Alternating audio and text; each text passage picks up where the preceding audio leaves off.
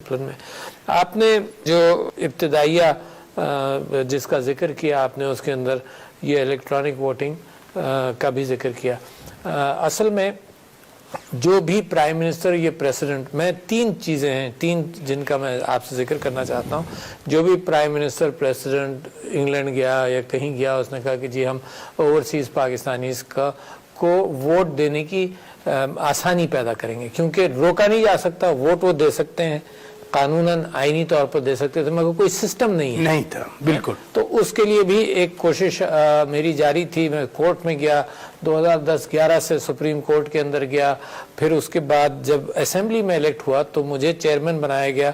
Parliament ने chairman बनाया तीन चीज़ों का, overseas Pakistani voting, electronic voting machines और बायोमेट्रिक आइडेंटिफिकेशन कर ली जाए।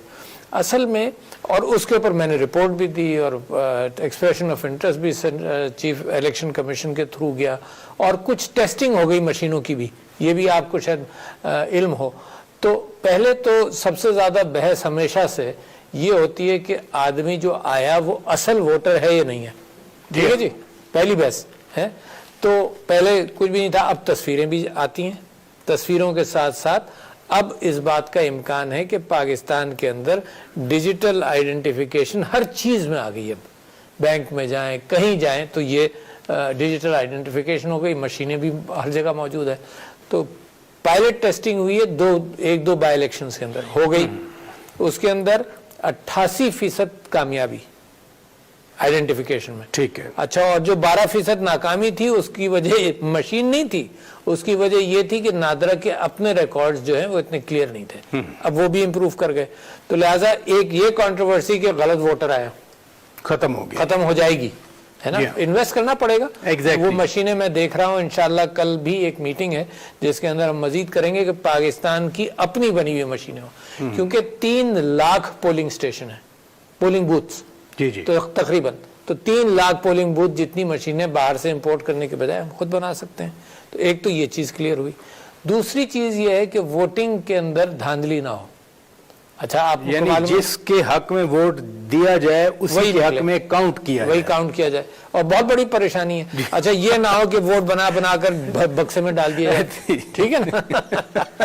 अच्छा, और इसको अगर हैंडल कर लेना तो बहुत सारी पॉलिटिकल ऑपोजिशन और क्राइसिस जिसमें पाकिस्तान अरबों रुपए का नुकसान होता है। आपको याद है हमारा धरना इसी के ऊपर था कि भाई खोलो, वोटिंग सही ऐसे है। अच्छा, आपको मालूम है अभी भी ऑपोजिशन का बयानिया है कि 2018 की इलेक्शन सही नहीं हुए। तो मैं समझता हूं अभी गिलगित वाले इलेक्शन पे भी एतराज़ात यही हैं कि वोट काउंट सही नहीं हुए, जिसको वोट डाले गए उसके हक में काउंट नहीं किए गए। अच्छा, तो लिहाजा सबसे बड़ा मसला, सियासी मसला ये है कि वोट सही हो जाए। अब उसको 2 इम्कानात हैं। एक तो इलेक्ट्रॉनिक वोटिंग मशीन है, जैसे इंडिया ने किया, बटन दबा दिया, ऐसे ही उस पर वोट हो गया। अब वहां इतनी रिलायबिलिटी हो गई कि वो बटन दबने पे और कंप्यूटर काउंट पर लोगों को भरोसा है। पाकिस्तान में वो कैफियत अभी नहीं है, और दुनिया के अंदर इलेक्ट्रॉनिक के एतबार से कुछ शुकूक व शुबहात हैं। तो मैं गया था फिलिपाइन नेशनल असेंबली के डेलीगेशन के तौर पर, और उसके अंदर 2-3 MNAs और भी थे। और इस वक्त इंग्लैंड में भी जो हो रहा है वो ये हो रहा है कि आपने वोट दिया, बैलेट पेपर मिला आपको, आपने वोट दिया, यहाँ हमारे हमने मोहर लगा दी।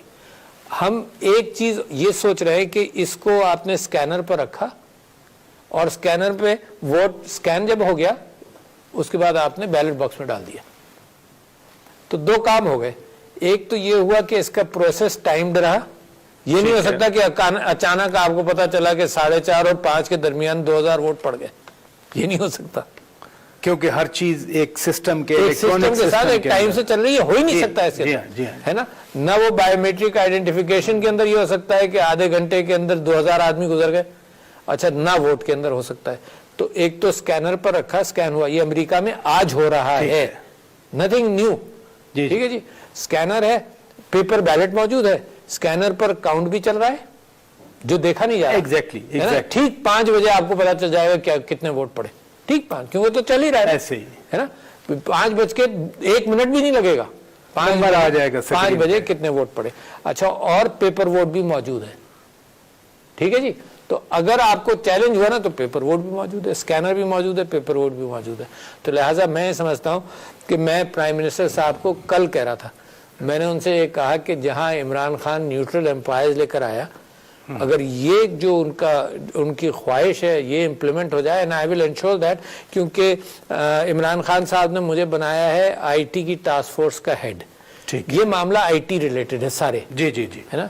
तो इस टास्क फोर्स के नीचे मिनिस्ट्री ऑफ पार्लियामेंट्री अफेयर्स और मिनिस्ट्री ऑफ आईटी के साथ मिलकर वो इलेक्शन कमीशन के साथ इस चीज़ में गुफ्तगू करते रहते हैं, और इन्हीं के ज़रिए हम भी इलेक्शन कमीशन से यही करते हैं कि भाई we are there to help you.